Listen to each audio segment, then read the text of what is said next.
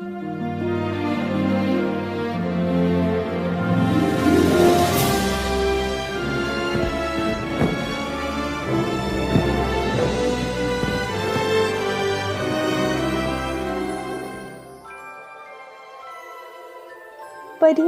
और परिस्तान होता तो नहीं है, पर फिर भी हम सबको परियों की कहानियां सुन के बड़ा मज़ा आता है और मुझे कहानियां लिख के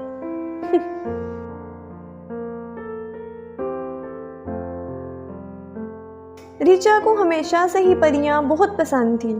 उसको शौक था कि वो परिस्तान को देखे कि वो कैसा होता है। रिचा पेंटिंग बहुत अच्छी करती थी।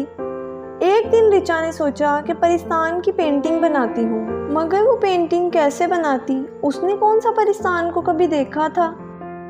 रिचा ने खूबसूरत सी पेंटिंग बनाई और रात हो गई थी तो वो सो गई।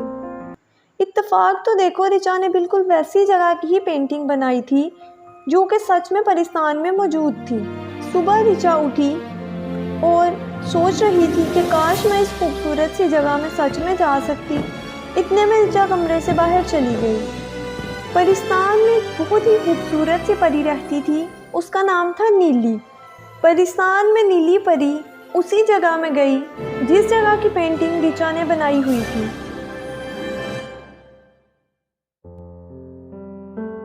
नीली परी को परिस्तान के उस हिस्से से रोशनी निकलती नजर आई। नीली परी उसके पास गई तो वो एक कमरे में आ गई।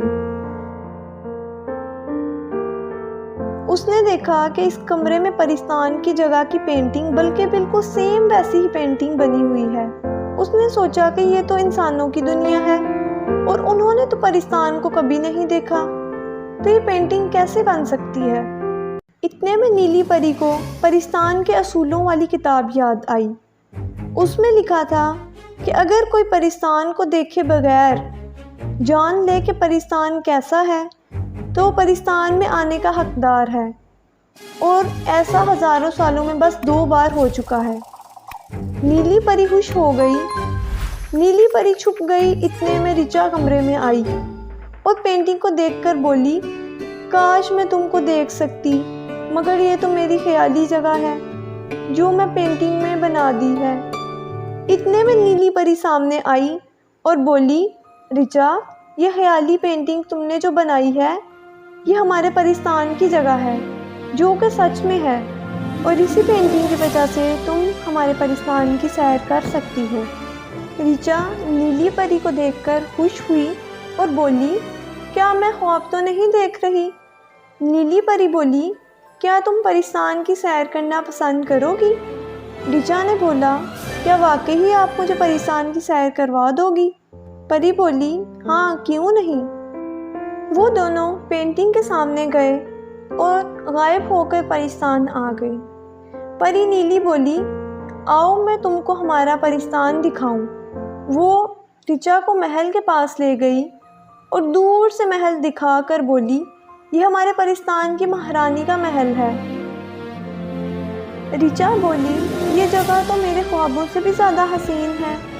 फिर नीली परी उसको आबशार के पास ले गई और बताया कि जब परी छोटी होती है तो उनके पर नहीं होते, तो उनको इसी आबशार के पानी से नहलाया जाता है तो उनके पैर आ जाते हैं। रिचा ने कहा कि अगर मैं इस पानी से नहाऊं तो क्या मेरे भी पैर निकलेंगे।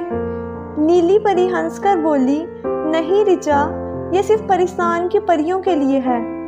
फिर वो रिचा को एक बाग में ले गई। वहाँ हर तरह के फल लगे हुए थे। रिचा के जहन में एकदम बात आई और बोली कि अगर मैं वापस से परिस्तान की जगह की कोई पेंटिंग बनाऊं तो क्या मैं वापस से परिस्तान की सैर कर सकूंगी। परी बोली, नहीं रिचा, अगर तुम देखे बगैर पहले की तरह परिस्तान की कोई जगह की तस्वीर बनाती तो फिर तुम परिस्तान की वापस से सैर कर सकती थी। परी की बात सुनकर रिचा उदास हो गई। परी नीली ने पूछा कि क्या बात है रिचा, तुम इतनी उदास क्यों हो। रिचा बोली कि क्या अब तुम मुझसे मिलने कभी नहीं आओगी। परी ने रिचा को कहा, रिचा उदास मत हो, मैं तुमसे मिलने आया करूँगी। रिचा को नीली परी ने पूरा परिस्तान दिखाया